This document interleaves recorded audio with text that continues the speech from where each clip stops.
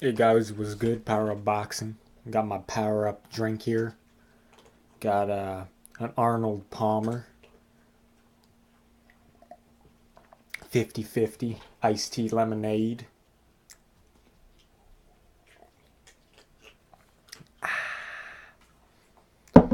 So anyway, guys, um, yeah, it's 4 a.m. in the morning here too. I forgot it was Manny Pacquiao's birthday today. Well, it was yesterday now. I stay up pretty late lately. Happy 40th birthday, Manny Pacman Pacquiao, the Destroyer, the Mexicutioner, the Pac-Man. Happy birthday, Manny. Hope you had a good birthday. He's going to be coming to LA soon now at the Wildcard Gym to finish off his training for the Adrian Broner, the Problem Broner clash. Problems has been solved. Maidana solved the problem. Paulie kind of solved the problem. Uh, Grotto solved the problem. Mikey solved the problem. Vargas almost solved the problem. So, yeah, once one guy solves the problem, it's easier to solve the problem. It's like once one guy does something, there's going to be other people to do it as well. In anything in life, really. But anyway, yeah, this video is not about that. Adrian Broder's still a good fighter. At 135, I think he at 130.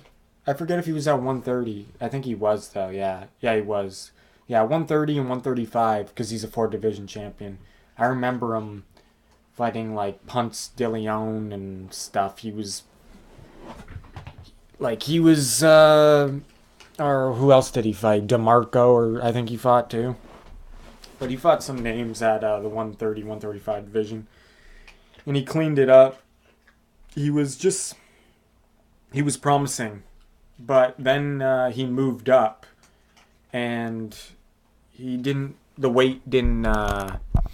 Obviously, not only the weight, but just the size of his opponents, I guess, changed the way he could fight. He couldn't be as aggressive. He couldn't overpower them because he was actually bigger than a lot of guys, or he imposed his size or his strength. I know he's not that tall, but he's pretty stocky for his height, and he imposed. He looks like he would be strong though, so he imposed his strength at the lowers divisions. But once he moved up to 140 and 147, the strength difference was there, and he couldn't do the same things. But he's still a good fighter at 140, 147. He's just not that fighter that he was at 130, 135. But let's get back to the topic. Manny Pacman Pacquiao, his 40th birthday. Can't believe he's still fighting, guys. He came to America. He beat Ledwaba, underdog. Took the fight in 2 weeks' notice. I think Ledwaba had another opponent. It fell through or something. I think that happened. But all I know is Pacquiao didn't know he was going to fight for the title until 2 weeks. Came to America, had the blonde hair, had the fire trunks. I think he might have had the fire trunks in that fight. I forget, but I know he had the fire trunks back in the day. He had the blonde hair, the highlights, and he didn't just beat Lenwaba, the lineal champion. He knocked out the lineal champion. He took his belt from him. Straight left hand. Took the WBC lineal and the lineal titles from him. So that was his first fight to the American public, and boy did he shine. And then obviously when he really took notice to the boxing fans was when he beat Barrera. That was his coming out party.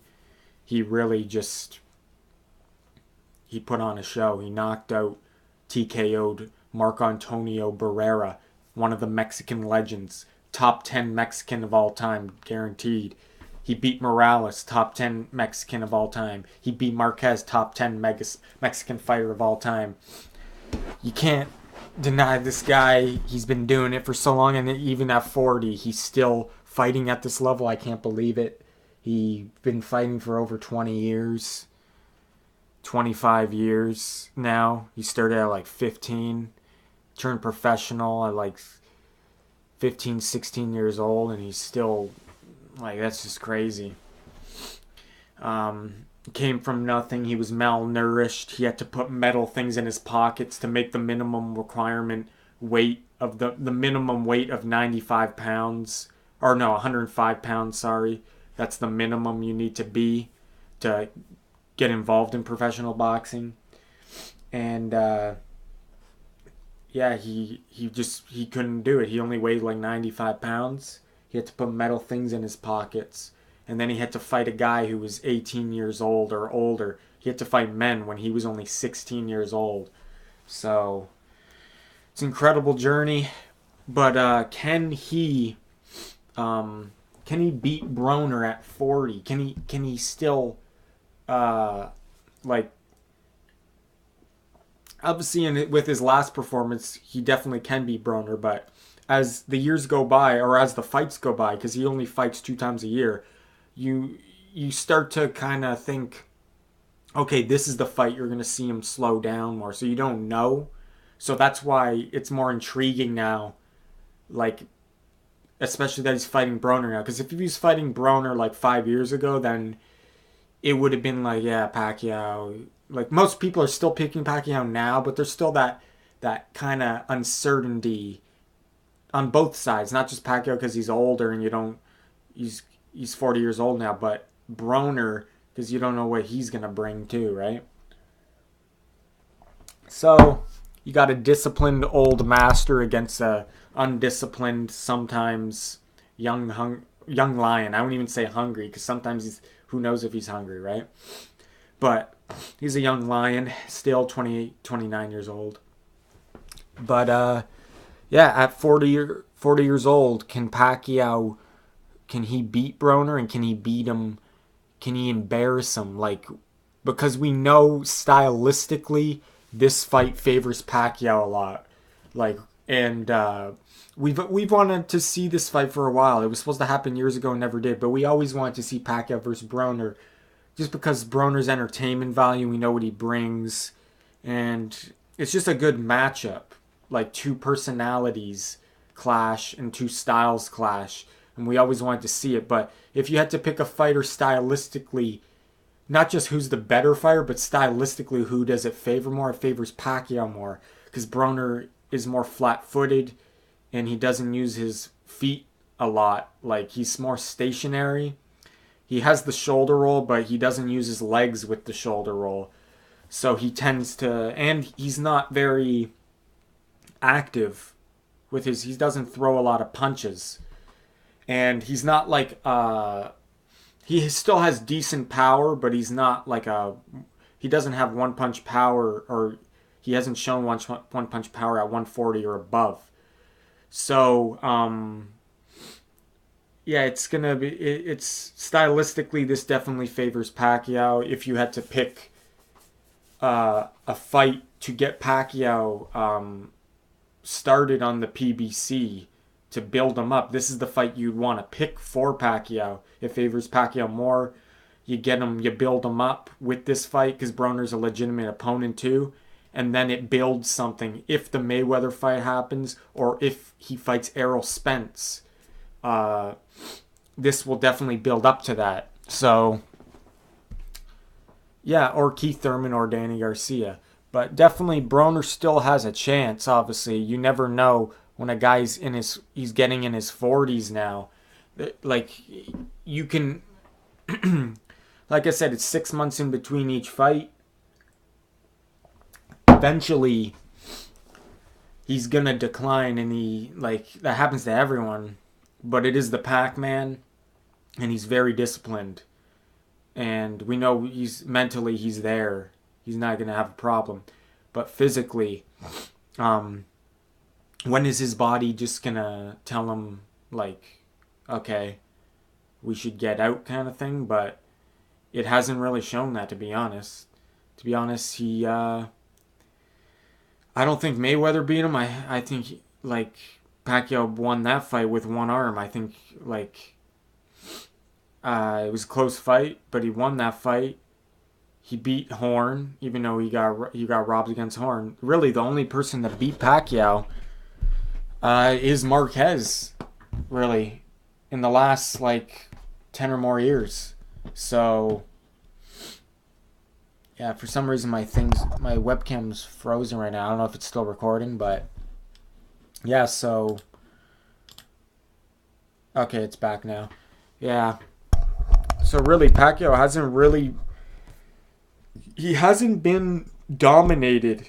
Like he hasn't been like I haven't seen a performance where Pacquiao was completely just blown out or dominated at all or even look like, you know what I mean? That's what I like all his losses like Timothy Bradley robbed, Horn robbed, Mayweather close fight split this I thought it was a unanimous decision, wasn't it?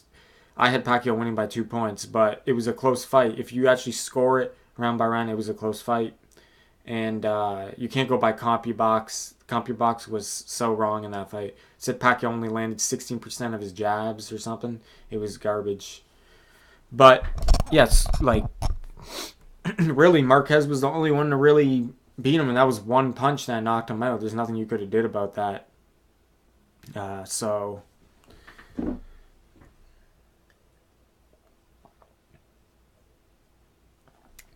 and like I said, he wasn't getting dominated in that fight either. Pacquiao has never been dominated.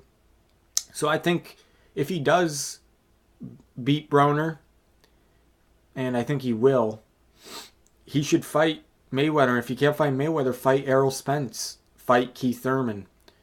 Uh, I think just go for them because I think Keith Thurman would be good for Pacquiao and Danny Garcia would be good for Pacquiao. I think Porter and Errol Spence would be the tougher fights stylistically. Obviously, Manny knows Porter and he sparred him many times. He helped him for Pacquiao in his camps. But yeah, I think he should just go in there and just see how much he has left because that's when he'll know how much he has left. We'll see it against a guy like Spence, right? You won't even see it against Mayweather how much Pacquiao has left because Mayweather is just he's not the top guy anymore. He's older, right? And stylistically, you can't just he fights at a slower pace. With Errol Spence, you're gonna find out he'll bring out everything Pacquiao has left. Keith Thurman, I don't know about Keith Thurman to be honest. I think Pacquiao would still be the favorite in that fight. I think in the Errol Spence, that would be the only fight I could see Pacquiao being the underdog in. But even then, I don't think the odds would be lopsided. It depends how Pacquiao does against Broner. Pacquiao blows out Broner, I think the odds would be very close in that fight. Yeah, so really, I think the only fight that Pacquiao has left to really challenge himself is Errol Spence. And if Errol Spence can get past Mikey Garcia and Pacquiao gets past Broner, we'll find out, right? We'll find out who's the best right now. And it's crazy to say that when Pacquiao's 40 and he's still, in my opinion, I think he's still pound for pound the best. I think him and Golovkin are my two top pound for pound fighters. Golovkin beat Canelo both times. He got robbed the first time. The second time was a close fight. I thought Golovkin won that fight. And like I said, Pacquiao hasn't lost. The only fight he's lost in like over 10 years was the Marquez fight. So those are my two top pound for pound fighters, guys. But anyway, happy birthday, Manny Pacquiao. Hope you had a good birthday. And let's see what you can do on January 19th and still prove that you're the best fighter in the world. It's PowerUpBoxing. Stay powered up, guys.